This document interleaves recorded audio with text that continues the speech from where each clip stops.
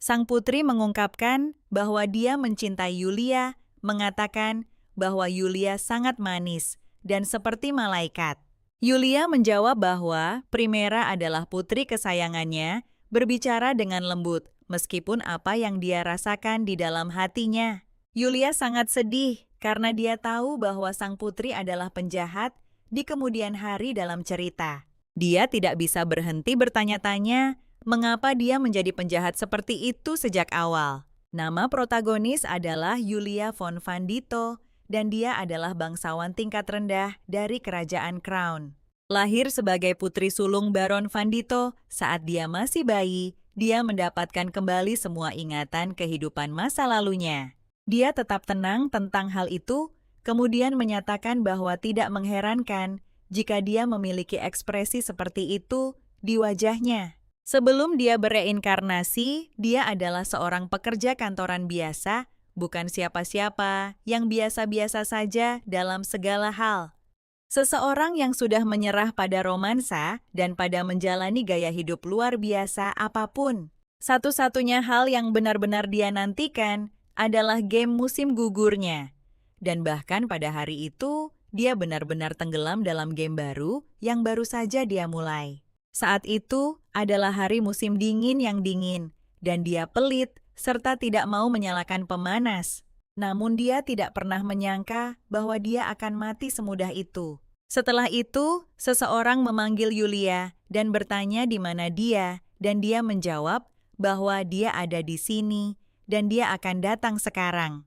Sejak bereinkarnasi, dia telah bekerja sebagai pelayan di Istana Putri, dan selama waktu itu, dia mulai menyadari sesuatu yang penting, bahwa game automata yang selama ini dia gandrungi, tepat sebelum kematiannya persis seperti dunia ini, meskipun tidak ada karakter bernama Yulia dalam game tersebut. Dan perannya sebagai bukan siapa-siapa tampaknya tidak berubah. Bahkan setelah reinkarnasi, masih ada satu hal yang berbeda. Sang putri memanggil Yulia, dan dengan air mata di matanya, dia bertanya mengapa Yulia tidak berada di sisinya, membuat Yulia tersipu saat menatapnya, dan berpikir bahwa dia benar-benar mirip malaikat. Dan itu adalah fakta yang tak terbantahkan, bahwa putri negara ini, Primera entah mengapa sangat menyayangi Yulia. Yulia sendiri tahu bahwa situasi ini sangat tidak bisa dipercaya, karena putri yang sama ini ditakdirkan untuk tumbuh dewasa dan menjadi penjahat dalam game otome itu, di mana sang putri muncul di depan sang pahlawan wanita dan dengan dingin mengatakan kepadanya bahwa seseorang seperti dia tidak pantas berdiri di samping orang yang dicintainya. Dalam kehidupan sebelumnya,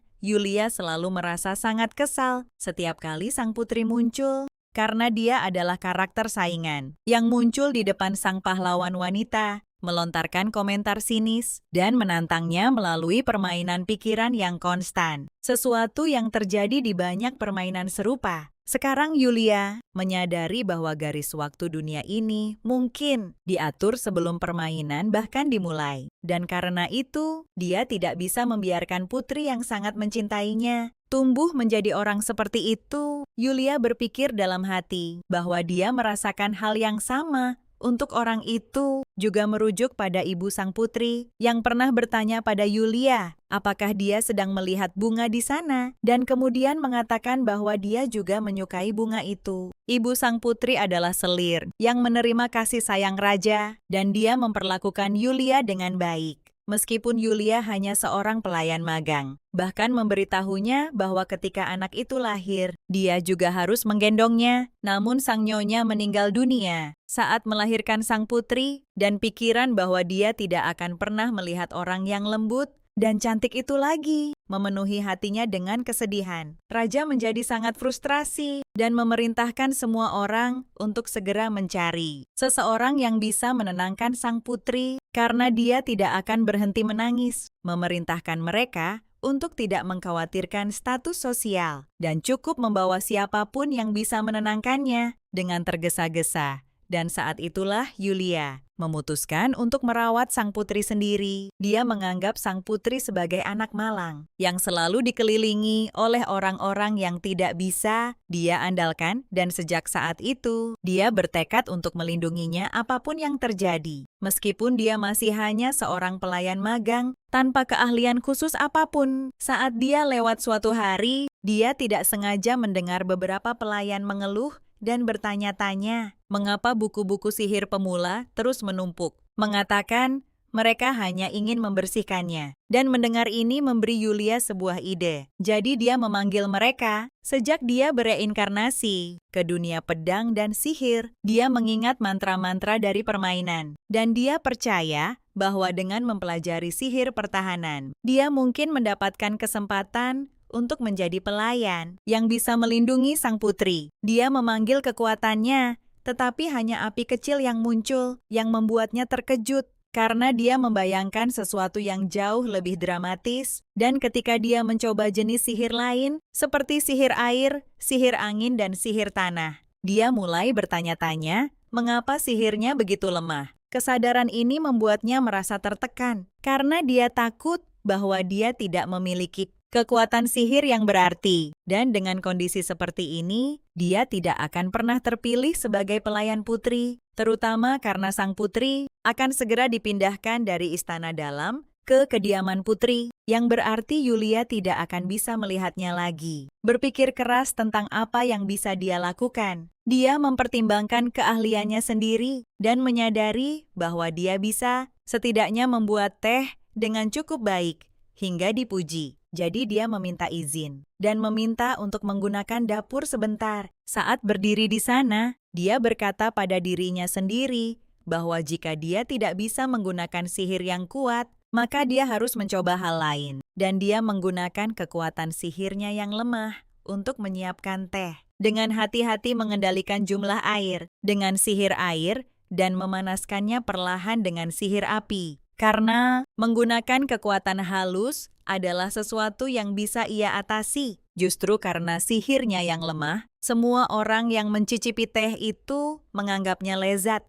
Termasuk sang putri, dan Yulia mengungkapkan bahwa ini adalah pertama kalinya ia minum teh seenak ini, yang membuat Yulia senang. Saat ia melihat betapa sukanya sang putri akan teh itu, cara ia menggunakan sihirnya menunjukkan kemampuannya sebagai pelayan, dan penggunaan sihirnya diakui sebagai genre yang belum pernah ada sebelumnya. 3 tahun kemudian, para penjaga memperhatikannya dan berkomentar bahwa ia adalah pelayan yang menggunakan sihir aneh itu, bertanya-tanya dengan suara keras, apakah ia bukan kandidat utama untuk menjadi pelayan putri, sekaligus memanggilnya wanita yang biasa saja dan tampak tidak ramah, dan mengatakan bahwa itu tidak aneh bagi seorang pelayan untuk tidak pernah tampil di masyarakat, karena kekasihnya mungkin adalah majikannya. Ketika sang putri mendengar mereka berbicara seperti itu, dia segera memberitahu mereka bahwa tidak ada yang mengerti Yulia. Yulia memberitahu sang putri bahwa itu sudah cukup baginya, bahwa sang putri mengerti dirinya.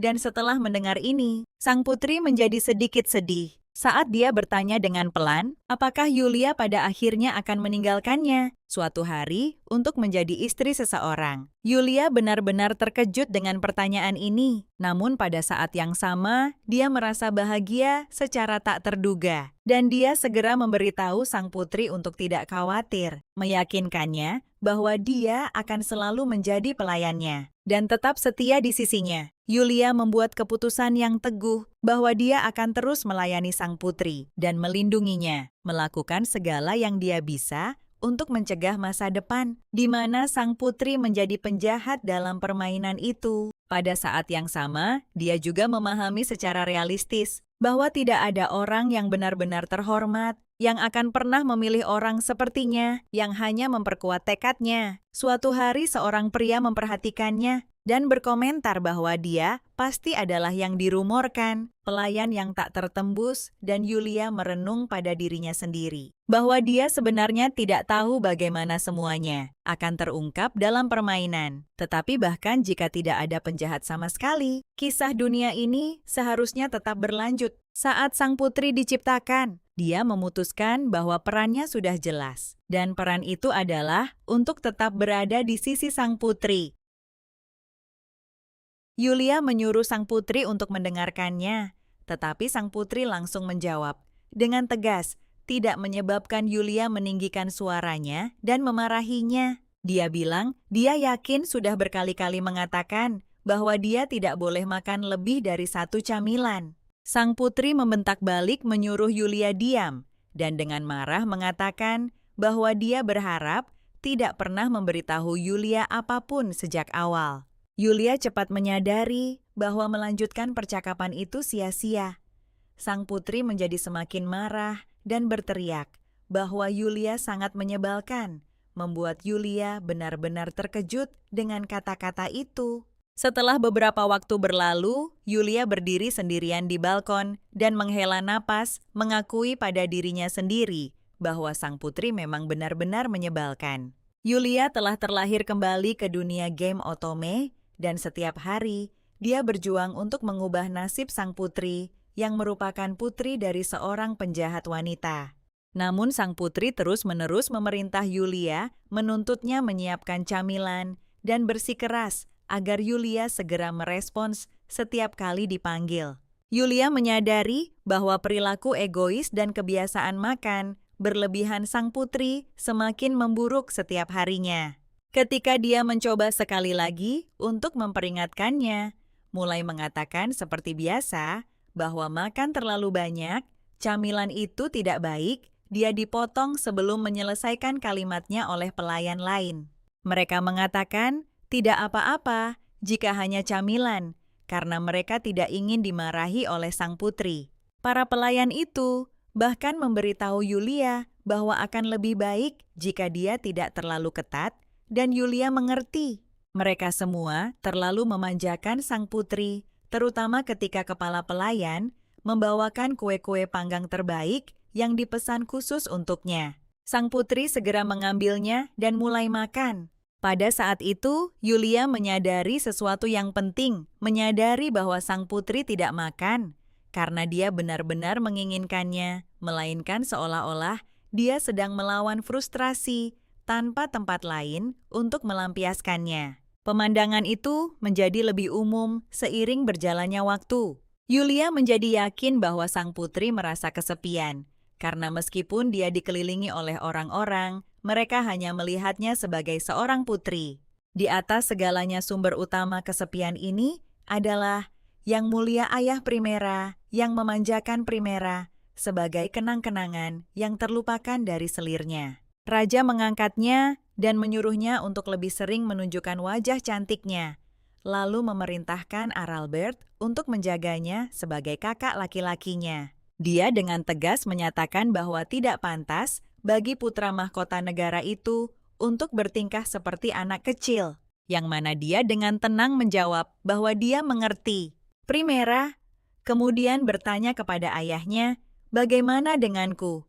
Dia menjawab bahwa dia baik-baik saja, apa adanya, memanggilnya putri cantiknya, dan mengatakan bahwa dia sangat mirip dengan ibunya sehingga dia ingin melihatnya tumbuh dewasa. Namun sang putri terlalu cerdas untuk menerima kata-kata itu. Begitu saja dan dia mulai berpikir berlebihan, bertanya-tanya apakah ayahnya tidak mengharapkan apapun darinya karena dia pada akhirnya akan dinikahkan ke suatu tempat. Meskipun dia mengabaikan studi dan tugasnya hari demi hari karena dia seorang wanita. Sangat disayangkan bagaimana dia hanya dimanjakan oleh belas kasihan raja dengan cara yang sama seperti dia pernah memperlakukan ibunya. Yulia berpikir selir itu orang yang sangat mengerikan, namun tidak peduli seberapa besar. Yang Mulia mencintai selirnya tetap sulit untuk membenci sang putri. Dan Yulia memberitahu Errol Bey bahwa mereka akan pergi, yang dijawabnya, baiklah sambil mengikutinya dari belakang. Yulia sendiri memiliki ayah yang mencintainya, seperti hewan peliharaan ibu yang tidak mengakuinya. Tidak peduli seberapa keras dia berusaha, dan saudara laki-laki yang tidak bisa dekat dengannya di bawah pengawasan ibunya. Dan dia ingat bahwa pada akhirnya putra mahkota tidak lebih dari seekor gajah yang tertangkap. Dia teringat kata-kata yang diteriakkan Primra dalam permainan, bahwa ada orang yang mencintainya. Jadi dia tidak boleh merebut keluarganya darinya. Dan sekarang Yulia akhirnya mengerti apa yang dia rasakan saat mengucapkan kata-kata itu. Meski begitu, saat sang putri diciptakan, Yulia berharap dia bisa selalu berada di sisi sang putri. Namun dia ingat dipanggil menyebalkan di awal hari itu. Itulah mengapa dia tidak bisa terus-menerus menuruti keinginannya dengan menawarkan camilan setiap kali sang putri memintanya. Memikirkan solusi, Yulia mendekati sang putri dan memberitahunya bahwa sudah waktunya minum teh. Dan sang putri langsung memujinya, mengatakan bahwa teh buatan Yulia selalu yang terbaik. Yulia menjawab bahwa mendengar sang putri menikmati tehnya membuatnya sangat bahagia. Dan dia menambahkan bahwa dia juga membuat kue sifon untuk camilan hari ini, membuat sang putri menanyainya tentang hal itu. Dan Yulia hampir menyebutkan kehidupan sebelumnya, sebelum mengoreksi dirinya sendiri dan mengatakan bahwa dia dulu sering membuatnya. Di kampung halamannya, sang putri mengatakan bahwa tidak ada spons di dalamnya. Jadi tidak mungkin kue seperti ini. Namun ketika dia menggigitnya, dia benar-benar terkejut karena dia merasa itu sangat lezat. Dan Yulia merasa lega dan senang melihat sang putri menyukainya. Yulia menjelaskan bahwa karena tidak baik makan terlalu banyak gula, dan dia memikirkan kesehatan sang putri, dia sengaja tidak membuatnya terlalu manis. Yang kemudian dikomentari sang putri bahwa Yulia selalu menjaga kesehatannya dengan baik. Dan Yulia menjawab dengan sederhana bahwa itu karena dia ingin sang putri sehat. Mendengar ini, sang putri menjadi emosional dan berkata bahwa seperti yang dia pikirkan, dia sangat mencintai Yulia. Dan kemudian bertanya dengan pelan, apakah dia sebenarnya bukan putri yang jahat? Dan Yulia menjawab bahwa dia tidak tahu apa yang baik atau apa yang buruk, tapi dia tahu bahwa dia sangat menyukai sang putri. Dia memberitahunya bahwa karena itu, sang putri tidak perlu makan permen jika dia tidak mau dan kapanpun dia merasa kesepian. Yulia akan tetap di sisinya. Air mata menggenang di mata sang putri saat dia bertanya pada Yulia apa yang dikatakannya. Bersikeras bahwa dia tidak pernah makan jika tidak mau. Dan dia salah mengartikan perkataan Yulia. Mulai menangis dan mengatakan bahwa bahkan Yulia hanya mengatakan hal seperti itu karena dia seorang putri. Yulia dengan tergesa-gesa mencoba menjelaskan bahwa bukan itu maksudnya. Tapi sang putri membentaknya. Dia menyatakan bahwa dia tidak kesepian. Dan Yulia harus meninggalkannya sendirian sebelum keluar dari ruangan. Dengan marah membuat Yulia benar-benar terpana. Yulia sangat berharap sang putri akan memaafkannya dan menyalahkan dirinya sendiri. Berpikir bahwa dia pasti telah mengatakan sesuatu yang ceroboh dan bertanya-tanya apakah itu egonya yang berbicara. Karena bagi seorang gadis yang satu-satunya keinginannya adalah merasakan cinta yang akrab, apa yang bisa dilakukan putri duyung seperti dia? Air mata memenuhi mata Yulia saat dia memikirkan ini. Namun bahkan saat itu, satu-satunya keinginannya adalah membuat sang putri bahagia. Ketika sang putri berbalik dan melihat Yulia menangis, dia menjadi khawatir dan bertanya apa yang terjadi, menanyakan apakah Yulia terluka di suatu tempat. Yulia menjawab bahwa bukan itu, tapi dia sedih karena merasa tidak mampu melakukan apapun untuk sang putri. Dia mengatakan bahwa sejak sang putri masih bayi, dia hanya pernah melihat primeranya yang paling penting. Dan dia benar-benar ingin sang putri bahagia di masa depan. Sang putri bertanya dengan lembut, apakah Yulia menangis untuknya? Dan ketika Yulia menjawab, ya, dia bertanya lagi, apakah Yulia mengkhawatirkannya? Dan Yulia sekali lagi menjawab ya, mendorong sang putri untuk mengatakan bahwa Yulia terlalu banyak menangis. Tak lama kemudian, bahkan sang putri mulai menangis bertanya, apakah dia benar-benar sepenting itu bagi Yulia, lalu mulai meminta maaf. Melihat sang putri menangis hanya membuat Yulia semakin menangis. Saat dia bertanya, mengapa sang putri menangis? Yang dijawab sang putri bahwa itu karena dia sangat bahagia. Setelah beberapa waktu, sang putri memberitahu Yulia bahwa mulai sekarang dia harus memanggilnya Primera. Tapi Yulia ragu-ragu dan mengatakan bahwa karena dia tidak pernah melakukan debut sosial, dia tidak bisa memanggilnya dengan namanya, dan sang putri meyakinkannya bahwa itu tidak apa-apa dan bahwa dia bisa memanggilnya begitu saat mereka berdua saja. Dia juga mengaku bahwa dia selalu berharap Yulia adalah ibunya. Meskipun dia tahu bahwa mengingat usia Yulia, dia akan lebih seperti kakak perempuan. Dan karena itu, saat hanya ada mereka berdua, dia ingin Yulia memanggilnya seperti seorang ibu. Sang putri kemudian berjanji bahwa dia akan berusaha untuk tidak makan terlalu banyak camilan lagi dan bahwa dia tidak akan terlalu egois, mengatakan bahwa ibu kandungnya melahirkannya. Dan karena Yulia mengatakan bahwa dia penting, dia ingin membalas perasaan itu agar dia tidak merasa malu. Saat menghadapi kedua ibunya, dengan senyuman, dia memberitahu Yulia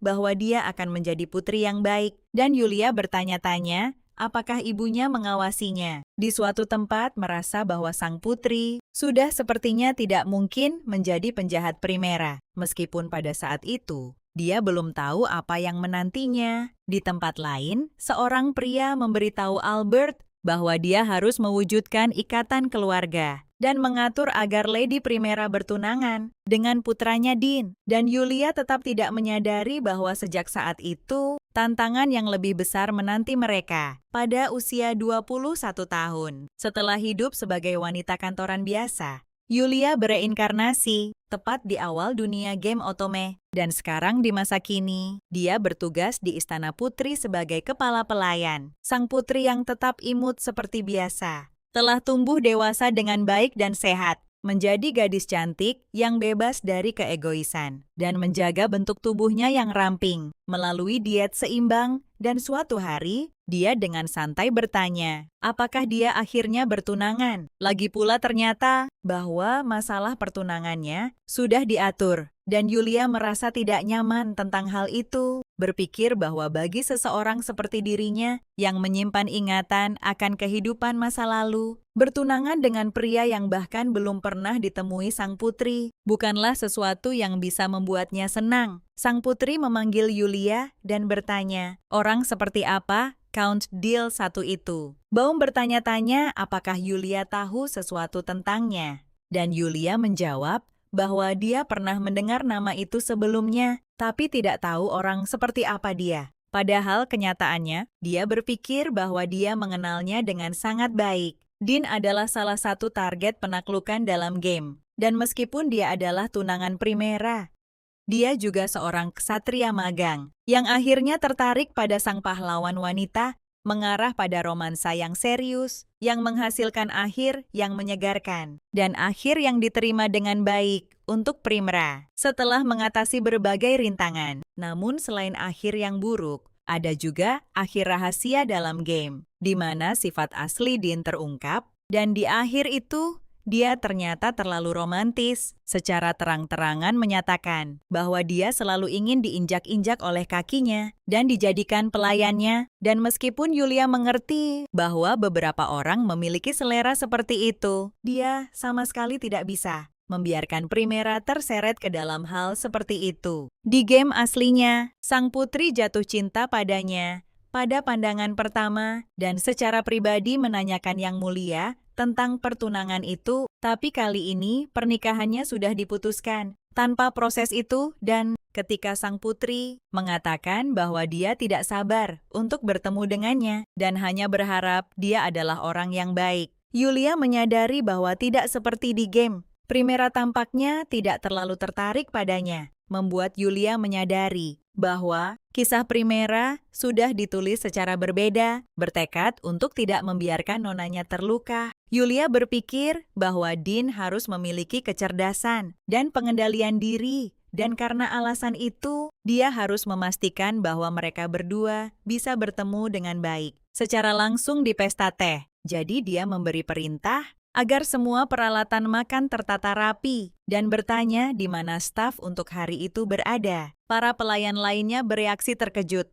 mengatakan bahwa ini sudah sesuai dugaan dari kepala pelayan Istana Putri, dan memujinya karena memegang tongkat yang begitu mengesankan. Sementara Yulia sendiri terus bertanya-tanya, apa alasan sebenarnya di balik pernikahan ini? Dia mencoba mengingat apakah Dean mungkin telah jatuh cinta pada sang putri. Pada pandangan pertama namun, dia tidak bisa mengingat bagaimana dia bisa melihatnya untuk pertama kali. Dia juga tidak bisa melihat pola di mana Primera terguncang oleh perasaan sepihaknya, membuatnya bertanya-tanya, apakah situasi ini mungkin sama berbahayanya seperti dalam permainan? Ketika hari itu akhirnya tiba, Yulia menyambut para tamu dengan sopan, mengatakan bahwa mereka sudah menantikan kedatangan mereka, dan tetua Sorebalm dari Ksatria Kona memperkenalkan diri, meminta maaf atas gangguannya saat ia menemani adik laki-lakinya di hari yang begitu istimewa. Yulia menjawab bahwa dialah yang bertugas melayani mereka hari ini sebagai pelayan Istana Putri, dan ia mengenalinya sebagai kakak Dean yang lebih tua, mengetahui bahwa meskipun ia hanya muncul sebentar di akhir cerita tersembunyi, ia meninggalkan kesan yang kuat. Sorebalm menjelaskan bahwa adik laki-lakinya agak malu, tetapi mengatakan ia akan senang jika semua orang bisa akur, dan saat ia tersenyum, Yulia tidak bisa menahan diri untuk tidak berpikir bahwa ia sangat tampan. Secara langsung bahkan suaranya terdengar indah, namun ia dengan tegas mengingatkan dirinya sendiri untuk tidak terbawa oleh ketampanan semata. Karena di atas segalanya ia harus menilai Dean dengan benar, dan sebagai pelayan dia harus bersikap tanpa cela, agar dia tidak membawa sedikit pun rasa malu bagi putri. Pesta teh berakhir tanpa masalah, dan Yulia menerima surat dari Alder sama. Aku akan melakukan yang terbaik untuk mendekatimu.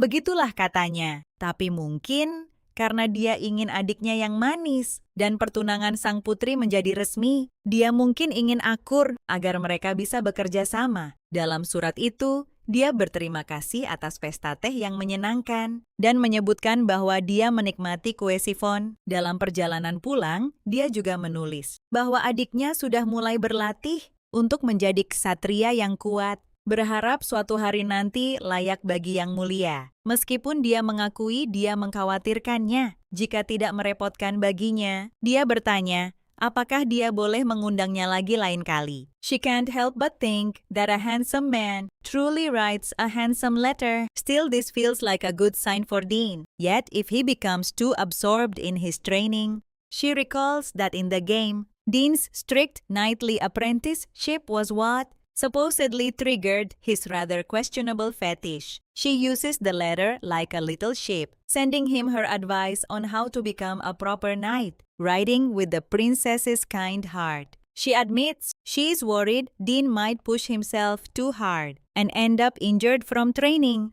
If that ever happens, she asks that they tell Her Highness right away. She also includes a few books as references. The knights in those stories are close to what she imagines as Her Highness's ideal. With that, Dean Sama sets his goal on becoming a knight, skilled in both words and sword. Setelah itu, dia terus bertukar surat dengan Alder. Saat mereka diam-diam mengawasi pertumbuhan Dean, mereka mulai memanggil nama satu sama lain. Itu bukan surat cinta, tapi jantungnya masih berdetak sedikit lebih cepat setiap kali ada surat datang dari pria tampan. Sekitar waktu ini, dia juga mengetahui sisi humorisnya. Seperti pai yang dia kirim tempo hari, dia bilang itu tidak terlalu enak. Mulutnya rupanya terbiasa makan yang terbaik saja. Jadi kapan dia berencana membuat pai lagi? Membaca bagian itu, dia terkikik malu. Surat-surat yang mereka tukarkan menumpuk dan dia mulai memahami kebaikannya. Tentu saja, dia yakin dia hanya memanfaatkannya demi saudaranya. Bagaimanapun rasanya,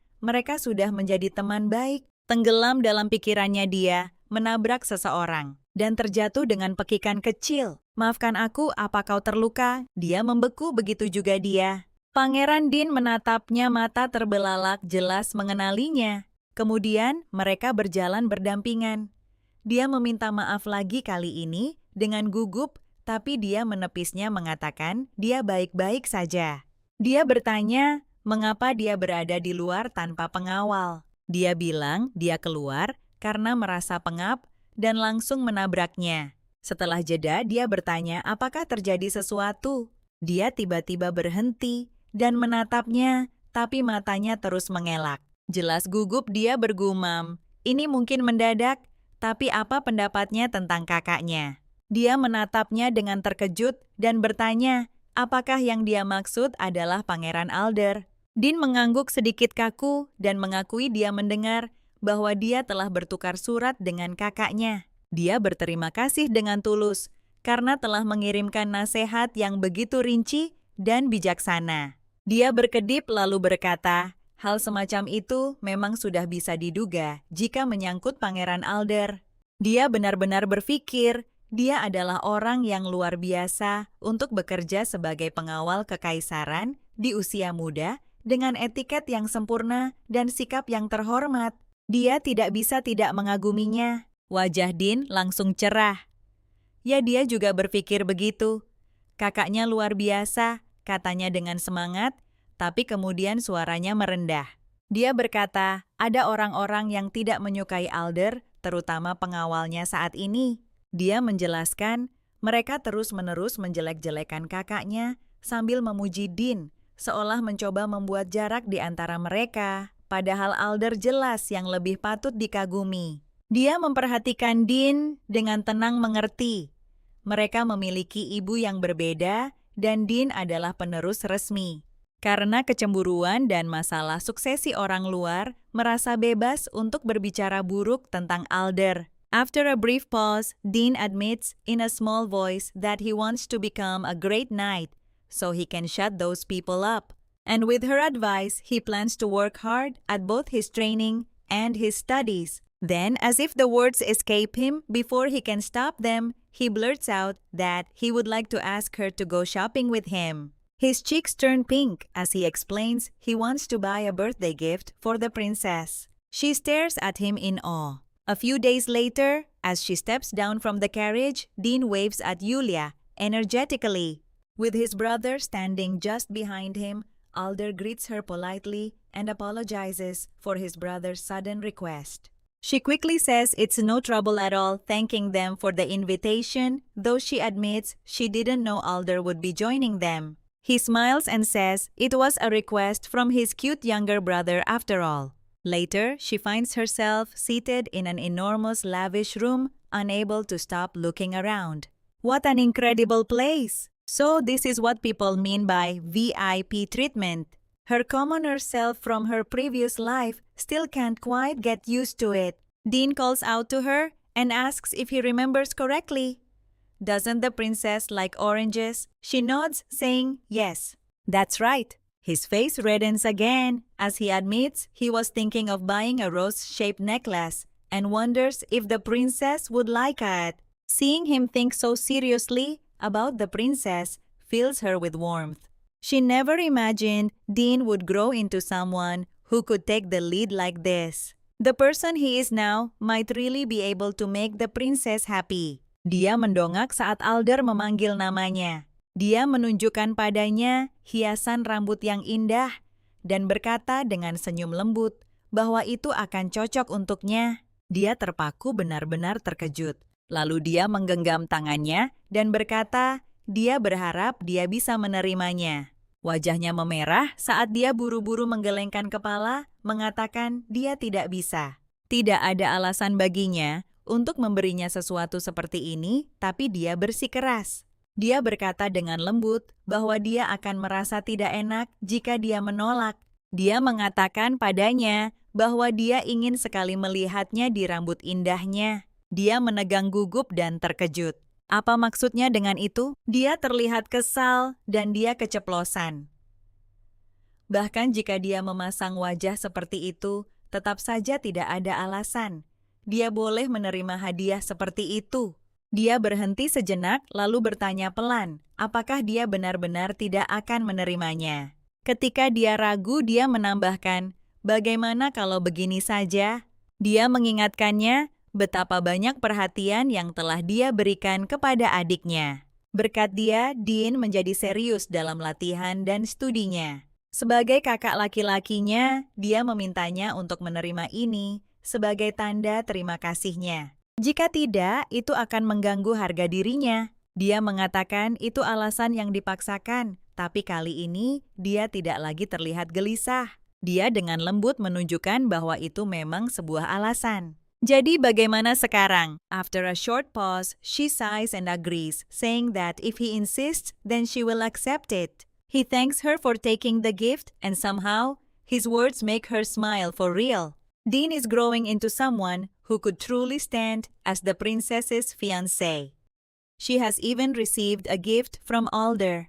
The happiness blooming in her chest feels almost dangerous, as if she might be punished for it. Lost in those thoughts, she walks into her room, then suddenly stops. His Highness is there leaning casually against her table. He lifts his gaze to her and apologizes for the intrusion, saying he's sorry to bother her, but he needs to speak with her. The day turned out to be an amazing day. Not only was Sir Dean able to purchase a present for the princess, she also happened to get a present from Alder as well.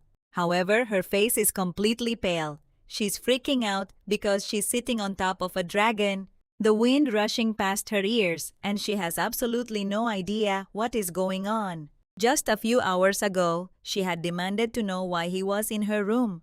He only chuckled, looking her up and down, and asked if she had the day off. Her clothes were plain as usual, though better than dressing up too much. At least next time, he added, he'd pick something out for her himself. She felt uncomfortable, but still thanked him politely. He tilted his head amused and asked why she looked like she didn't believe him. He is younger Highness Albert, the uncle of both the Princess Primera and Prince Arabelt, a wild-looking man with a beard. When he finally explained why he was there,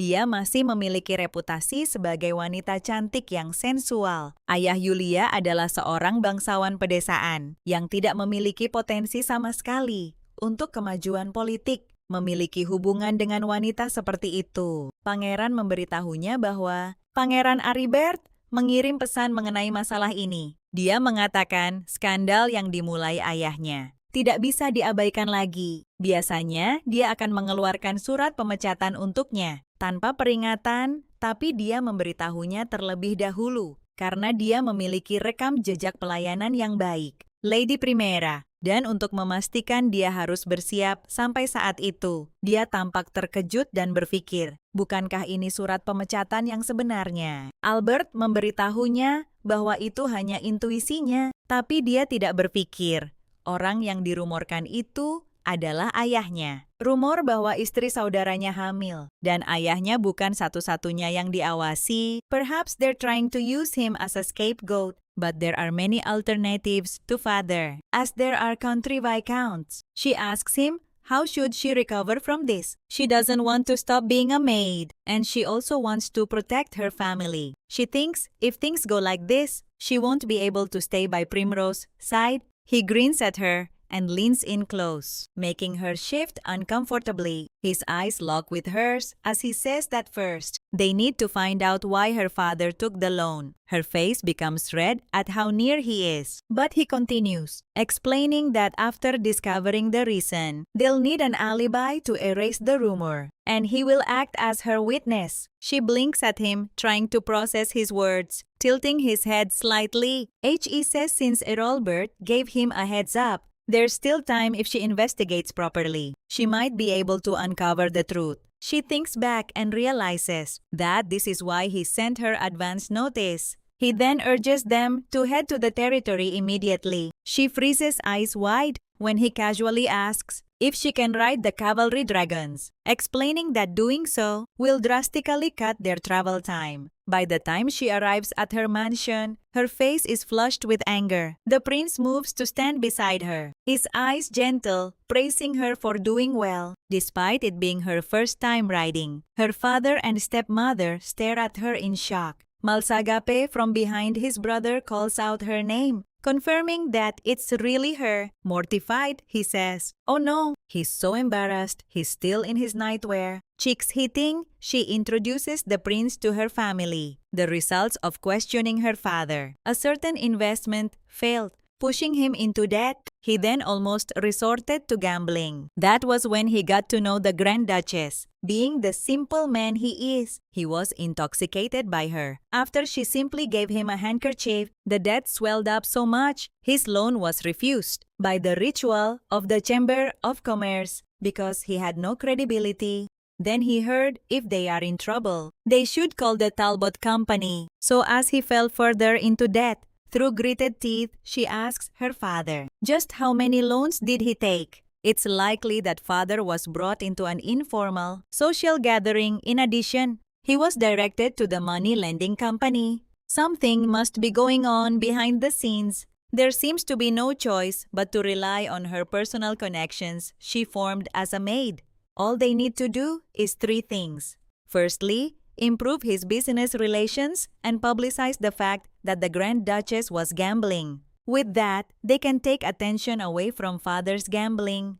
As for public image, the civilians can help clear up misunderstandings regarding the Talbot Company and other companies. The Archbishop would be willing to help prove his innocence. The prince remarks that she has a remarkable network of people. How unexpected, she explains that now, all they need to worry about is whether they can trust the Duchess to go public about her gambling.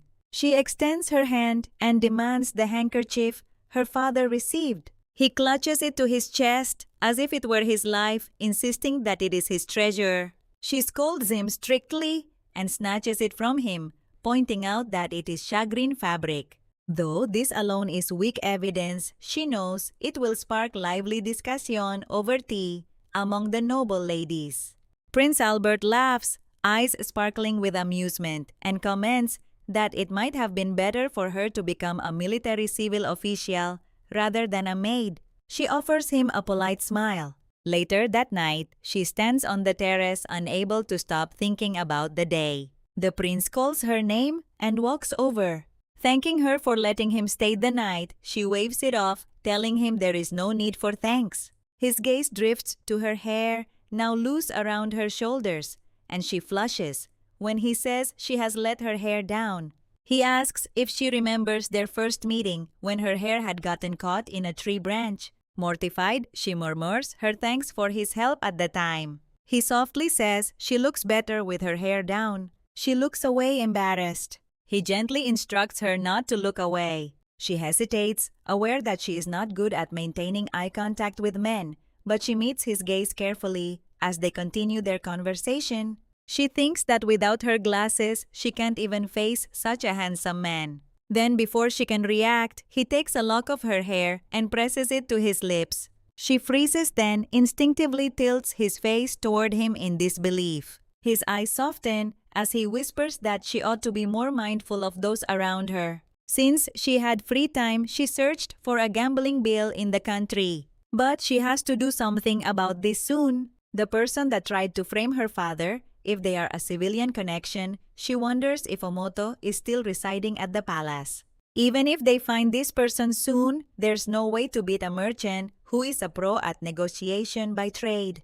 Like she thought they should first rely on a from His Excellency, the Prince and his wife, the Duchess Bianca. Since she is Primera's etiquette teacher, Bianca might lend them her strength if she hides the name and let her know of their circumstances. Bianca would be understanding. It will take a few days for the Grand Duchess to become the topic of discussion in tea parties, so she should spread it to the ladies who gossip the most. What else can she do with magic? Power that is below average. And being a team-making expert, of course, it should be something within her limits. When she returns to the castle, Princess Primarica rushes to her side. Her excitement barely contained. She says that she heard about everything from their uncle and is glad to know that Yulia is all right. Yulia crouches in front of her and apologizes for making her worry. The princess then asks if Yulia will be meeting Big Brother next. Yulia says she will, since the prince is in charge of the matter. The princess says she is sure she will be all right.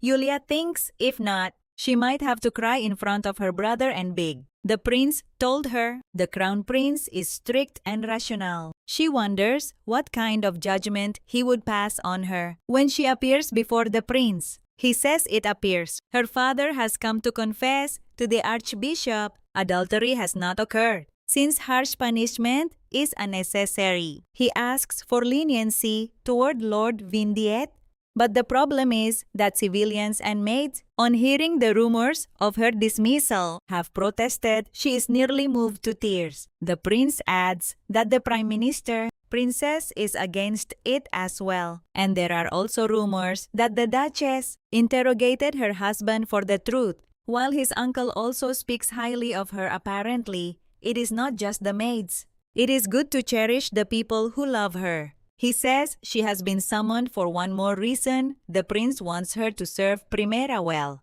Dia menyuruhnya untuk melanjutkan pekerjaan hebat yang telah dia lakukan untuk adiknya.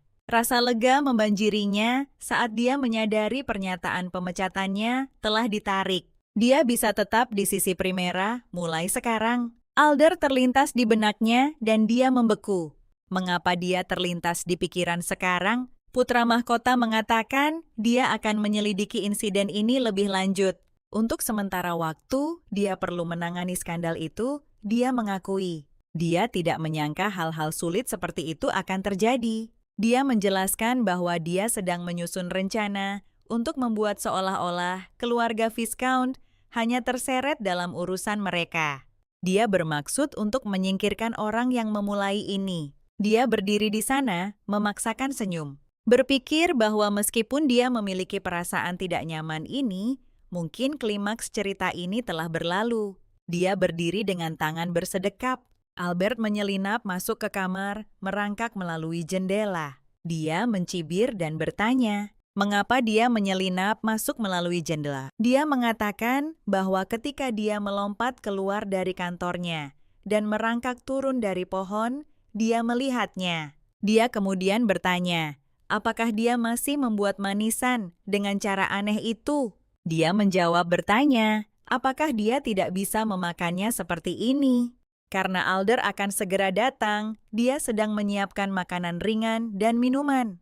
Dia menerima surat darinya yang mengatakan dia akan mengunjungi kantor istana. Dia bertanya-tanya apakah itu sudah kotor setelah sekian lama. Dia telah membuat manisan baru sebagai hadiah. Akan sangat bagus jika dia menyukainya. Dia bertanya kepada Yang Mulia, apakah dia ingin teh. Dia tersenyum memberitahunya bahwa dia terlalu kaku dan dia bisa memanggilnya dengan namanya. Dia bilang dia belum menikah maupun diperkenalkan ke masyarakat. Tidak bisa dimaafkan, dia bersikeras memanggil bangsawan dengan nama mereka. Dia mendekat dan berbisik di telinganya bahwa jika dia menikah dengannya, dia tidak berpikir dia akan bosan padanya.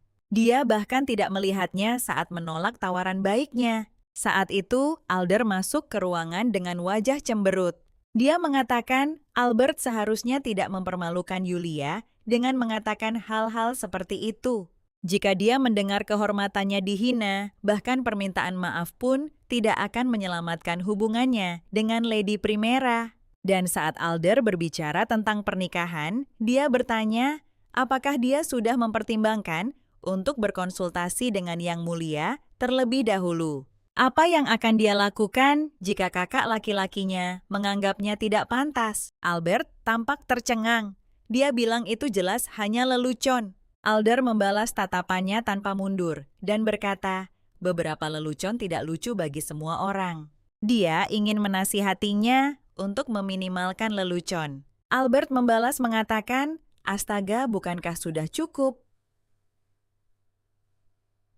Dan kemudian bertanya, apakah dia sudah menyapanya dengan benar? She stands frozen, feeling the hostility in the room like a living thing. Every muscle in her body tenses, and she jumps in before things can escalate, telling both of them to calm down and requesting them to sit as the sweets are almost ready. Both of their attention snapped to her, stunned as she uses ice magic, and they look completely shocked. She then shows them the dessert and says, "This is her newly created confectionery." Alder asks if it is a kind of old confectionery. Albert takes a bite with a spoon, clearly surprised, and says it tastes great. She explains that it is not extremely cold, perfect for eating in the heat of summer, and asks if it might become a popular item for tea parties. Looking too excited, she thinks it looks like it is a great success. Albert remarks that the servants were looking at him with terrified expression. She groans and tells him they will be at home with him eventually. He winks at her and says she should see him later and let him know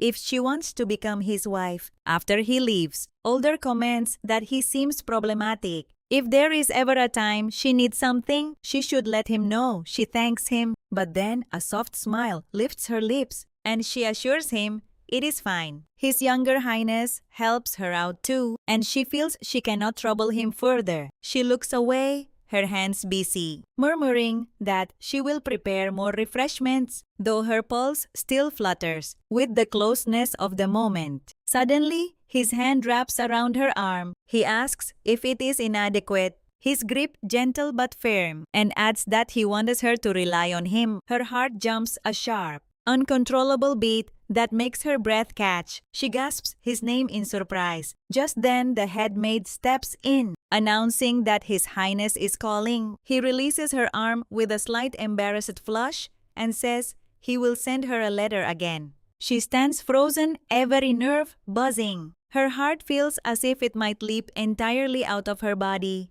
But she tells herself this kindness is meant only for the sake of the marriage between Dean and Princess.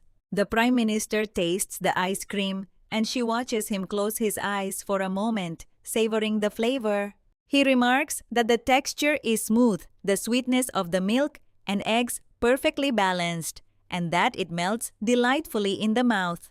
She thinks this is not a gourmet show yet. She is glad he liked it. She knows the Prime Minister does not tolerate half-hearted efforts in matters of passion. Anyone who seeks guidance from him will receive nothing short of excellence. He clears his throat and shifts the discussion back to the matter at hand. Though the rumors surrounding the Grand Duchess and her father were a misunderstanding, he cannot hide that her father summoned her personally. So the reason he called her is to restore the honor of Viscount Vendiad. They should publicly introduce her as the daughter of Viscount Vendiad, timed perfectly for Her Highness Primera's birthday at the end of this month.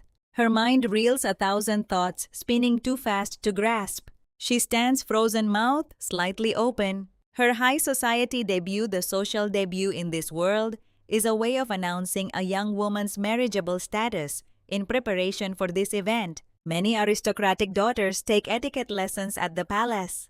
In their teens then, on the day of their debut, they present themselves glamorously to find a marriage partner. She thought she could avoid this by becoming a maid. She cannot believe she's making her social debut. At this age, the Prime Minister did not even tell her the reason. Christopher brings her a letter from the Prime Minister's office. She turns it over, wondering who it is from, but then freezes the Queen Dowager. The Queen tells her in the letter that she heard about everything. To recover from her father's scandal, she must have a social debut.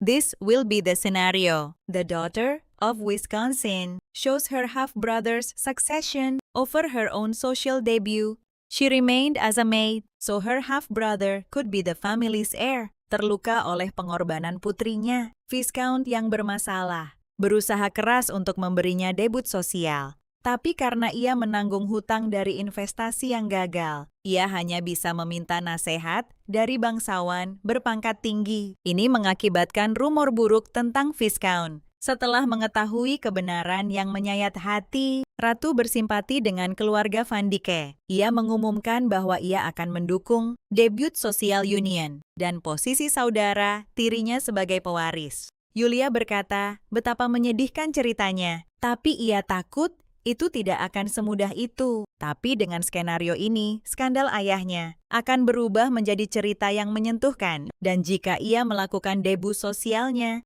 ia diizinkan memanggil Primera dengan namanya. Jadi ini harus dilakukan nanti. Ratu mengawasinya dengan cermat. Saat para wanita bergerak di sekelilingnya, bisikan lembut memenuhi ruangan. Sementara tangan-tangan terampil mengukur tubuhnya untuk gaun yang akan dibuat. Sang ratu berbicara dengan hangat, mengatakan bahwa dia sangat berterima kasih padanya. Berkat dia, Primera tumbuh dengan baik. Dia menjawab bahwa ratu seharusnya tidak mengatakan hal seperti itu. Dia hanya senang melayani yang mulia. Ratu tersenyum mendengar itu, senyum lembut, ekspresi penuh pengertian dan berkomentar bahwa setidaknya yang bisa dia lakukan adalah memberinya gaun yang layak. Saat pengukuran berlanjut, dia merasakan campuran aneh antara rasa syukur dan kegelisahan. Dia bersyukur berada di sini untuk pengukuran. Namun dia bertanya-tanya, apakah benar-benar ada gaun yang akan cocok untuknya? Pelayan tua itu mengacungkan jempol padanya, seolah memberitahunya bahwa dia akan melakukan yang terbaik. Dia bertanya kepada pelayan tua itu apa yang sedang dia rancang. Jawabannya datang, that it will be revealed on the day of the debut. Later, they are seated in the garden. The queen asks if she has heard about what happened recently, that a Shagran civil officer working for the Talbot Company was the one who framed her father. She remains seated frozen in place. Nobles from the Shagrin kingdom are backing the civil officer. It seems like an investigation has been carried out in secret because her father wasn't the only person who fell into debt from gambling. The queen says it seems like that Talbot Company recently acquired the right to trade in Shagrin. Shagran planned to collude with Talbot and squeeze dry their kingdom's aristocracy to rebuild their own economy. Yulia gulps down and murmurs, so they're planning to curtail Karum's national power by letting the aristocracy drown in gambling. Ratu bilang itu rencana yang sangat buruk. Mereka pasti sangat putus asa sampai menggunakan Grand Duchess untuk menukar mata uang asing. Senyum sinis terukir di wajah ratu saat dia berkomentar bahwa Grand Duchess dan para bangsawan shogun itu bodoh. Sebagai tanggapan, senyum Yulia sendiri membeku. Itu adalah senyum yang menakutkan. Dia tidak bertanya-tanya dari mana ratu mendapatkan informasi rahasia seperti itu. Ratu menepisnya mengatakan itu bukan masalah besar. Dia melanjutkan dengan santai bahwa dia bahkan tahu bagaimana calon ipar Primera mengunjungi Yulia. Saat ratu tersenyum lagi ketika mengatakannya, Yulia terdiam sepenuhnya. Ratu menambahkan bahwa dia membawa coklat dari kota terdekat dan memberikannya kepada Knight Apprentice. Dia tersenyum pada Yulia dan menyuruhnya untuk tidak khawatir bahwa informasi itu tersimpan aman di hatinya. Yulia berpikir itu berarti informasinya sudah tersebar luas, bukan? Ekspresi ratu melembut saat dia tersenyum dan berkata bahwa meskipun Yulia dikenal sebagai pelayan dinding besi, dia tetaplah manusia biasa. Yulia bertanya-tanya mengapa orang lain gagal memahami sesuatu yang begitu jelas. Ratu mencolek hidungnya dengan bercanda dan menambahkan bahwa dia juga bisa kesal jika digoda sedikit saja. Dia tahu tidak mungkin baginya untuk melakukan apapun dengan malam itu sekarang. Kemudian Ratu menyerahkan beberapa lembar kertas kepadanya dan mengatakan bahwa ini adalah hal-hal yang perlu Yulia hafalkan untuk debut sosialnya. Saat dia melakukan tugas ini, ulang tahun Primera semakin dekat. Istana kerajaan sibuk mempersiapkannya. Pelayan itu memberitahunya bahwa ini tidak bisa dilakukan. Dia akan melakukan debut sosialnya. Bagaimana jika dia terluka, namun kepala pelayan mengatakan mereka akan mengurus dokumennya. Dia pikir lebih baik baginya untuk mengambil pelajaran menari. Dia memperhatikan mereka berpikir bahwa mereka telah mengambil alih pekerjaannya sebagai pelayan. Dia juga ingin fokus mempersiapkan pesta ulang tahun Prima daripada debut sosialnya. She has a lot of spare time now. She might as well think about how to deal with the remaining debt problem. The Chamber of Commerce is at odds with its opponent, the Talbot Company. Talbot is a new force that started to expand business mainly in the gold lending industry. Although the royal provider Riddle Company is the largest money lender, he thinks it will be difficult to rely on since its standards are very strict. Then how about the Dender Company? Dender deals with daily necessities, food, and more. It is a humble and trustworthy ally for the common people. She is also familiar with it more than anything. The late concubine was born there. She knows the chairman, so it will be nice if she can guide her. The uproar Viscount Van D caused intertwined many people together. It is finally the day of her social debut. On the day of the debut, the maid stands frozen, her mouth hanging completely open. For a moment, she cannot believe her eyes. Yulia looks wonderful. The design is unlike anything the maid has ever seen before, yet it suits her so well. It feels as if it was made only for her. Yulia turns to the mirror. She cannot believe how well the mermaid style fits her body shape. The old maid is truly an innovative designer. Just then, Marika rises and calls out to her. Startled, she turns and asks him if she looks weird. He answers immediately that she does not. He says she looks very beautiful. So much so that she might even find a marriage partner today. She shuts that down at once, telling him it is not going to happen. Her thoughts drift as her nerves rise. Without her glasses, she cannot fully relax. She does not notice the look Merrick gives her until he points a finger at her. He says that even if suitors pursue her, she does not have to marry early. He adds that he will be the one to decide who his sister marries. She stiffens, feeling awkward, and tells him she is glad he is trying to ease her nerves. But he cuts her off, saying that she is supposed to talk about these things too. He says that this is part of it. Then she smiles at him calmer now and says she does not plan on getting married for the time being. There are things she cannot do until Primera gets married herself. Merrick stares at her, visibly taken aback. For a moment, he looks at her in pure awe before turning his gaze away. He says he does not mind if that is how she feels. When she catches his wide smile afterward, she cannot help thinking that he is acting strange. Anyway, she has to make sure Primera's birthday party and her social debut are a success. Merrick glances toward the entrance dan mengatakan bahwa sudah waktunya. Pada saat itu juga, suara pria itu terdengar mengumumkan kedatangannya bersama saudara-saudaranya. Dia tahu ini adalah panggung besar sekali seumur hidup.